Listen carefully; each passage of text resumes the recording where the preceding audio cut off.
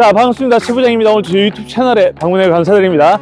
자, 오늘은 제가 판매할 차량 세 대를 두고 나왔는데요. 가장 왼쪽에 있는 베라크루즈부터 그 옆에 뉴투싼 IX, 제일 마지막으로 더뉴 스포티지 R, 이 세 대를 모두 판매할 겁니다. 자, 공통적인 부분이 판매금이 같습니다. 880만 원이고요. 자, 디젤 차를 구입할 때 어떤 것부터 따져봐야 될까요? 디젤 차량이라면 배출가스 등급을 아셔야 됩니다. 자, 준비한 세 대 모두 3등급 차량입니다.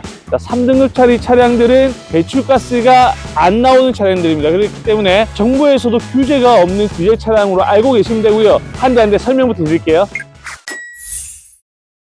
자, 첫 번째 설명드릴 차량은 베라크루즈 차량입니다. 디젤 차 중에서 거의 유일하게 V6 3.0 엔진을 가지고 있습니다. 그러니까 3000cc의 6기통짜리 디젤 엔진을 가지고 있다는 뜻이죠. 자, 주행거리가 좀 많습니다. 18만 9천 km 주행했고요. 외판 부위 교체가 없는 완전 무사고 차량 되겠습니다. 자, 들어가 있는 옵션은 내비게이션, 후방 카메라 기본적으로 들어가 있고요. 버튼 시동 스타트와 운전석 콤포 시트, 전자석 열선 시트, 요거는 기본적으로 되어 있는 차량입니다. 가장 먼저 하체 점검 영상부터 한번 보시죠. 베라크루즈 하체 한번 살펴볼게요. 머플러 끝단에 깨끗한 편입니다. 맞죠? 자, 그래서 DPF는 깔끔하게 관리가 잘 되어 있는 것 같고요.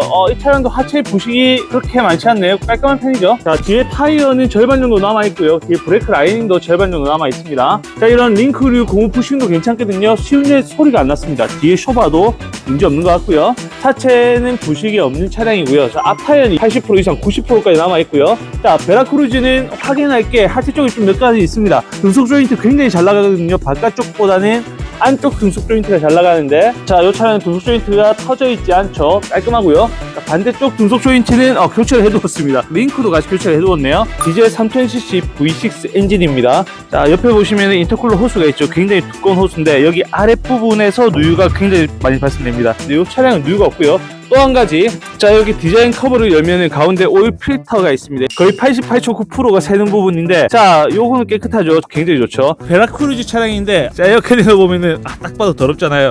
요 정도 되면 이제 엔진오일 교체 주기가 왔습니다. 엔진오일은 구입하시면 바로 교체를 받으시기 바라고.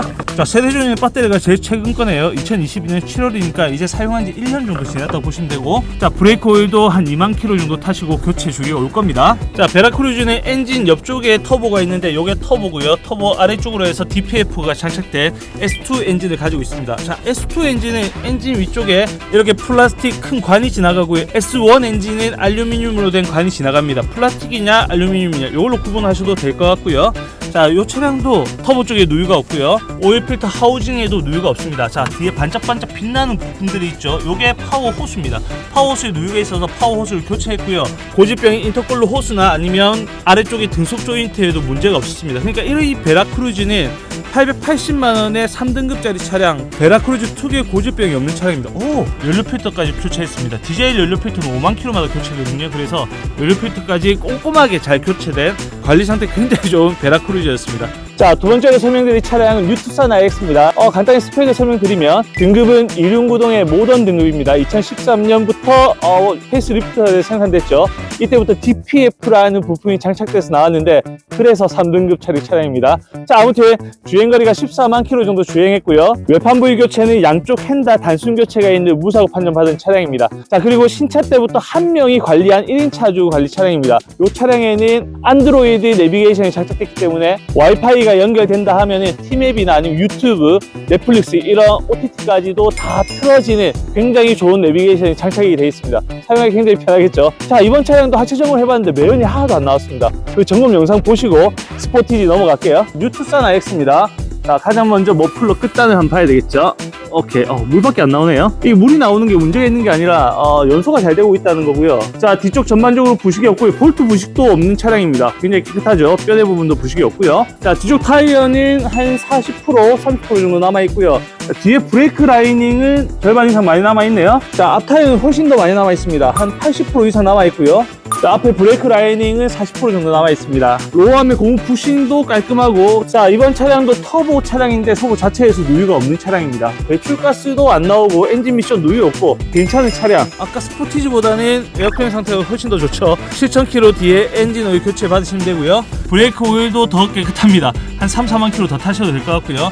자, 배터리는 2021년 7월달에 만들어졌습니다. 자, 이번 차는 14만 킬로인데요. 한 12만 킬로 정도의 워터펌프랑 바깥 벨트를 같이 교체를 하셨습니다. 이 차량도 20만 킬로 정도까지는 워터펌프나 바깥 벨트 세트 뭐 문제 없이 그냥 타셔도 될 것 같고요. 자, 구조가 완전 똑같죠. 스포티지랑 터보 있고요. 터보 뒤쪽으로 해서 DPF가 장착되어 있습니다. 자, 엔진 위쪽에 인젝터에도 누유 흔적 없습니다. 자, 마찬가지 부동액 색상이나 양이 충분하기 때문에 부동액이나 바깥 벨트에는 20만 킬로까지 걱정 없다 보시면 되고, 자, 마지막으로 설명드릴 차량은 더 뉴 스포티지 R입니다. 이번 차량도 3등급짜리 차량이고요. 판매 금액은 880만 원에 판매 중입니다. 자, 연식은 옆에 있는 투싼이랑 거의 비슷한데요. 13년 등록된 14년형이고요. 12만 1000km 정도 주행했습니다. 외판부위 교환이 없는 무사고 판정받은 차량인데요. 바로 하체 점검 영상 만나러 가보시죠. 우선 하체 쪽에는 부식이 그렇게 많지 않네요. 자, 가장 먼저 확인해야 될 부분이 매연이 나오나죠. 자, 이 차량 매연 관리 굉장히 잘했습니다. 뒤쪽에도 매연이 나오지 않고 있고요. 자, 뒤쪽 타이어는 80% 이상 남아 있습니다. 뒤에 고부싱 쪽이나 어시스트 암 쪽에도 괜찮고요. 자, 앞 타이어는 이제 교체 준비됐습니다. 1년 안에는 앞 타이어 교체가 필요할 것 같고, 자, 안쪽에 있는 등속 조인트도 누유 부분이 안 보이고요. 자, 우선 뒤쪽에 매연이 없는 차량들은 앞쪽에 터보나 DPF 관리가 잘 돼 있을 가능성이 많거든요. 터보 쪽에도 누유가 안 보입니다. 굉장히 좋죠. 에어 클리너 상태로 봐서는 한 5000km 뒤에 엔진 오일 교체 타이밍이 올 것 같고요. 브레이크 오일은 상태가 양호합니다. 자, 배터리는 2020년 11월 달에 만들어졌으니까 이제 사용한 지가 약 3년 정도 지났다 보시면 됩니다. 투싼이랑 마찬가지로 R 엔진을 가지고 있기 때문에 뒤쪽에 누유 있는지 확인해 보시면 되는데 누유가 없고요. 부동액 상태나 양도 충분하기 때문에 바깥 벨트나 아니면 부동액은 뭐 신경 안 쓰시고 20만 킬로까지 가셔도 된다. 자, 뒤쪽에 있는 게 터보고요. 터보 쪽에 누유 없고, 자, 옆으로 해서 아래쪽에 DPF가 장착되어 있거든요. 매연이 안 나오기 때문에 터보나 DPF 문제가 없고요. 자, 엔진 위쪽에 인젝터에 누유되는 것도 없습니다. 자, 이렇게 해서 세대 차량 점검을 모두 마치겠습니다. 이제 10년 된 차량이고요.